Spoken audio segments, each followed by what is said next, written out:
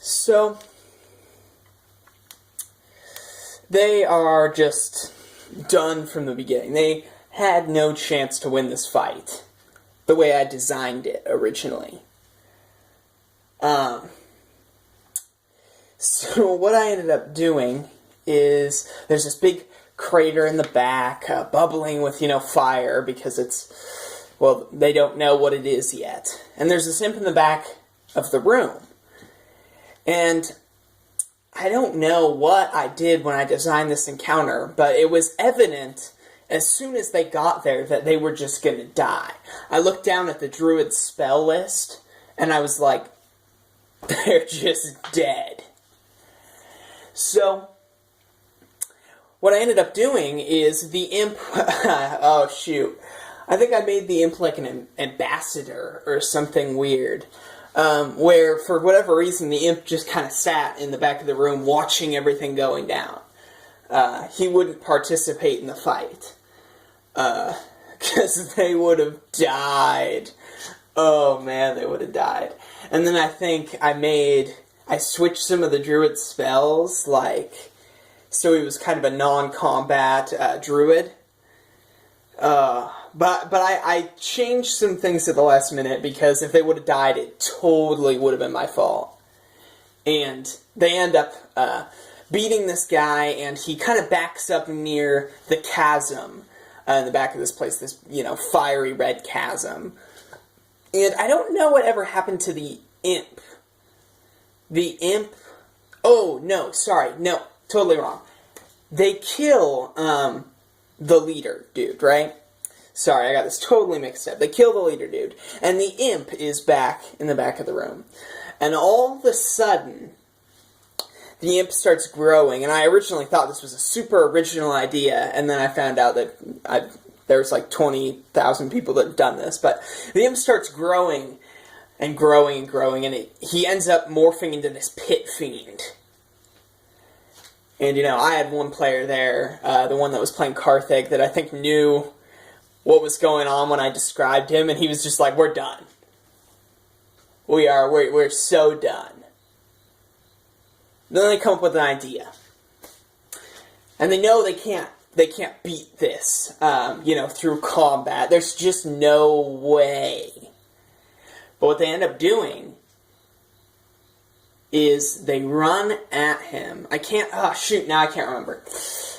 I either had an NPC do this, or it was them. It might have been, let me do this in order.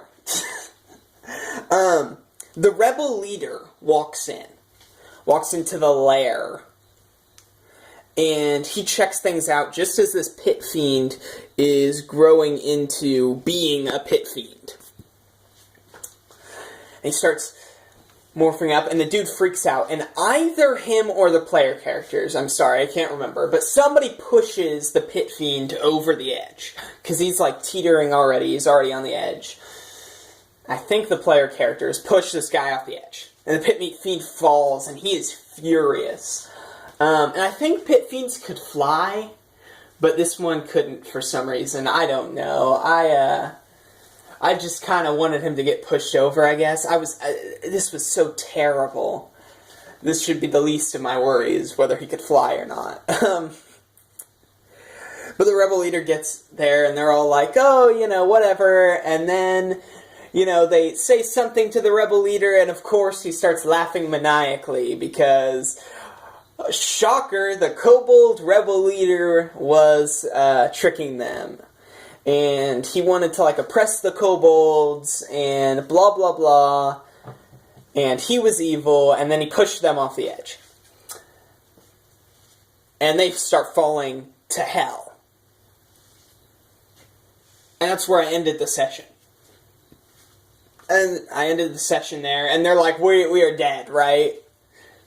But no, I had to keep continuing. I for some odd reason decided that I didn't want my horrible DMing job to end here.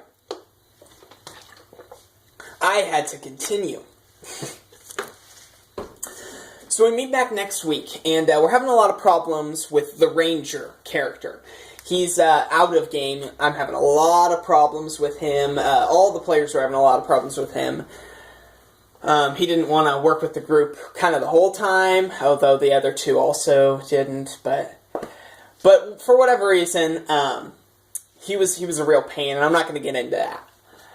But he then also doesn't show up. So what I was going to have happen, what I had planned, was there were going to be these demons that basically took him prisoner, and then they had to go get him in this session. They would have to figure out how to get him. But he doesn't show up, so I got that planned. And this is what happens. They're falling to hell, and I described this fall. I think I actually took some of the words right out of like a Percy Jackson book or something. But they're falling to hell, and they're all, it feels like they're falling forever, blah, blah, blah. I described them getting thirsty and, like, basically just wanting to die. And as they're going, they feel like they're being dragged to the walls of this hole, of this chasm. And, you know, one of the characters freaks out because he thinks that I'm going to just grind them against the walls. So he comes up with a great idea in his mind. And I describe this, and I say basically that he's on this side of the thing, and the ranger character's on the other side of this small hole. It's shrunk down, too. So they're only like 10 feet away. And he says, okay, I'm getting close to the wall. I'm going to shield bash the wall to push myself to the middle. And I sit there, and I can't remember if this was over Skype or what, but I either looked at him or pretended to, and I was just stunned, and I said, you're going to shield bash into the wall. Why? And he's like, I'm going to hit myself into the middle, whatever. It's gonna work. So I say, okay, roll a strength check. And he rolls it. And he says what he wants to do is he wants to push himself across. And I can't remember. He either rolled a crit fail or a crit 20. But what I decided, because I'm terrible, and I will admit, we all kind of wanted the ranger character out of there, is what ended up happening is I describe how he shoves his shield against the wall and crushes into the ranger. And before I get into this, I'm sorry, I know, you should never, ever kill a player character while they are not there. Ever. Yeah, I don't even think I should have been playing the session without them. I know this was terrible, but you're going to have to forgive me. I was a terrible DM. So just throwing that out there, I would not do that same thing today, unless, you know, we had discussed him leaving the group, and he was well out of there. But me and my being a terrible DM and all of what happens, he pushes into him, and I describe how, very graphically, very, very graphically, and his character, the person who's playing the fighter, Brand, the one who did this, shoot, what was his fake name? I think his fake name was, like, Brady or something. Anyway, I don't remember. I'll go and check the next video. I mean, the last video. But I horrify him. And he's so unsettled by this, because I describe how he's being grinded against this wall and the, like, guts, and I'm not going to get super graphic on this channel, but I describe it very, very vividly and very, very graphically, which was actually, I think, a good part on a good job. I did a good job at describing this, and it unsettled him, and his character felt bad about that. And he's basically just like hunks of flesh falling with them. And he has to basically sit with the ranger on him as they're falling. And this only adds to their horror. And anyway, finally they crash into this sea of souls or whatever. Something hell-like. and they start feeling worse. They feel the life draining out of them, and they finally swim to the edge, and they see all these devils everywhere. And they start freaking out. They think they're going to die. And then I pull something unexpected to them. I think it was pretty logical, but they did not see this coming. And what ends up happening is they get up onto the shore, quote unquote, and they look around, and all of a sudden, all of these devils are throwing out bids for their souls. Not one of them attacks, not one of them even seems hostile. They hear gold pieces, certain amounts of gold pieces for their soul, thousands and thousands of gold pieces in exchange for their soul, magic items, all sorts of these different deals that the devils are trying to make for their soul, all kinds of things. Oh man, I was basically, now I was hoping they would, like, sell their soul, but, you know, let's say they did, I probably would have just let them pick a magic item, and pretty much just have it. Or, like, a D10 times 1,000 gold pieces. Like, there were insane amounts of money and magic items and different things, favors, that they were willing to give to get this soul.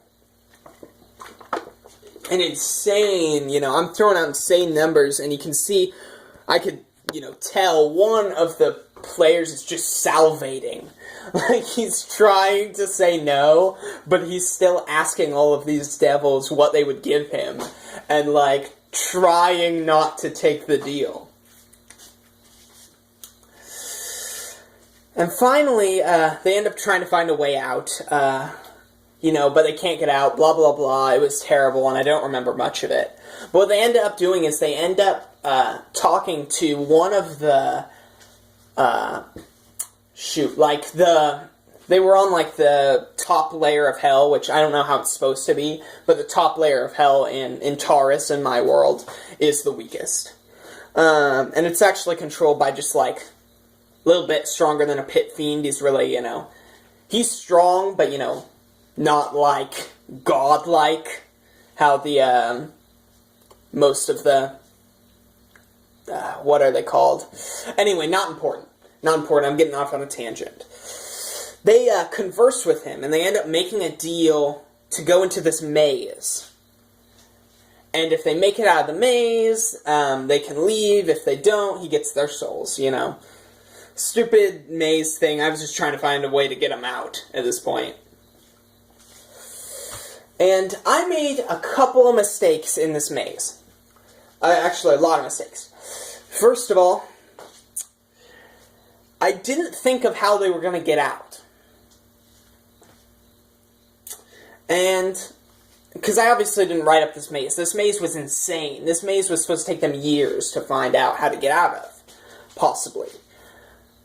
But they're trying to figure their way out of this. Time is moving weird. They're moving weird. And they can't find their way out of this. They make a couple checks, and I basically say, you're not making your way out of this at this point.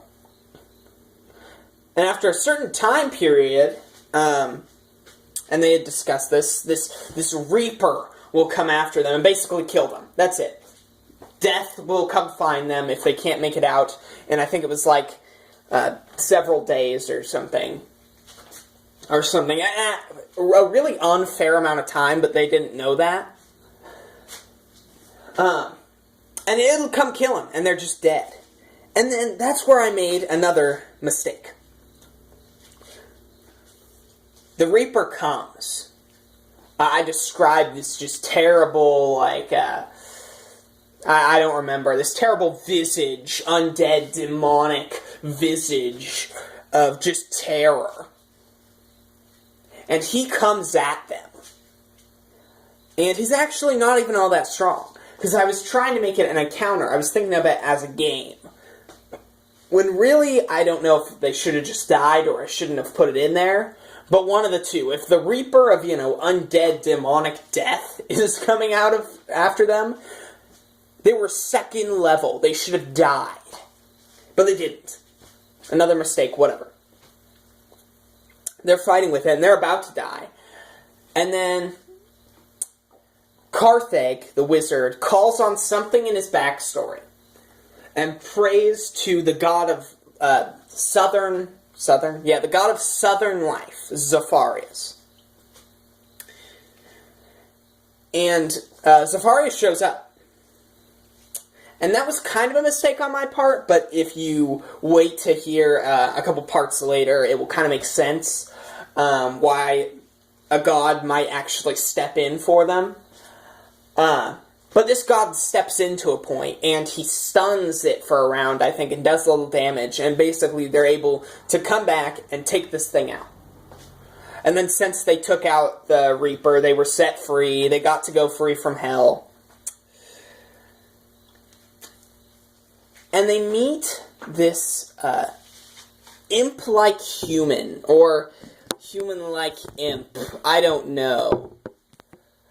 But his name was, what was his name?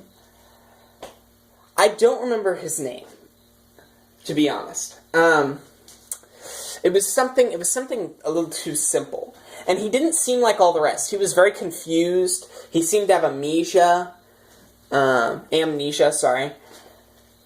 And he was very confused. Very strange dude. And he ends up going with them. Because he ends up talking to Karthag, the one who wants to just destroy, all of these devils.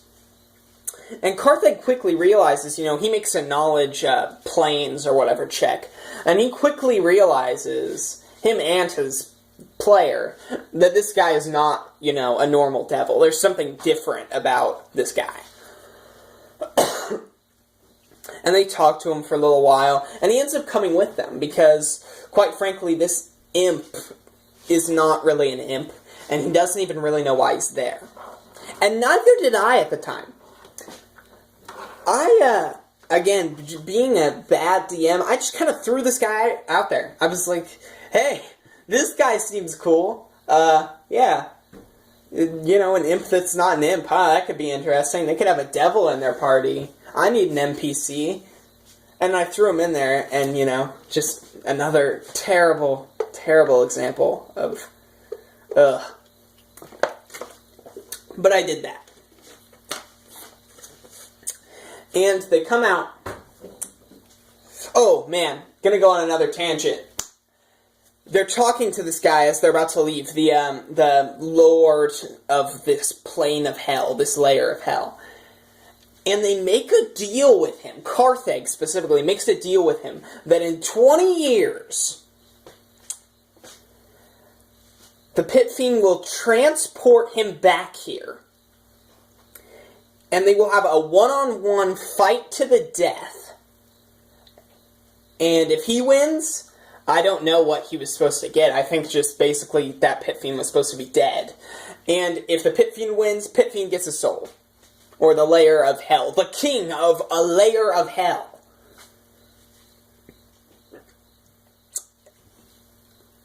So, I just want to throw that out there. Spoiler alert, they didn't make it that far. Never did the Pit Fiend transport them back there. 20 years didn't pass. But if he did, this thing was stronger than a Pit Fiend. It looked like a Pit Fiend, but this thing was like a Pit Fiend with, I don't know, twice as many hit dice or something. I could have statted him, but he would have smushed the 8 hit points the wizard had at the time. They go out and they see the sunlight for the first time in a long time. And they emerge from this cave very close to Wolfpine, the city they were in, the town. And they find it's in complete ruin. It's smoldering. There's smoke coming up from the ruins of the town. And Brand runs forward, tears in his eyes, and yells for his mother, because his mother is in the town. And that's where I ended that session. Session 2, I think, of the Blackened Heart Betrayal. And that's where I'm going to end this part before my phone runs out of data again, like last time. Yeah, if the videos ever end, you can expect a part 2, and I'll talk about it in the description below. I hope you guys are enjoying this. My one subscriber, which I think I know who that is, but I hope you guys enjoyed this, and comment below. Tell me what you guys want to see, or Guy, depending. I will talk to you later, and this has been the Fanged Blade.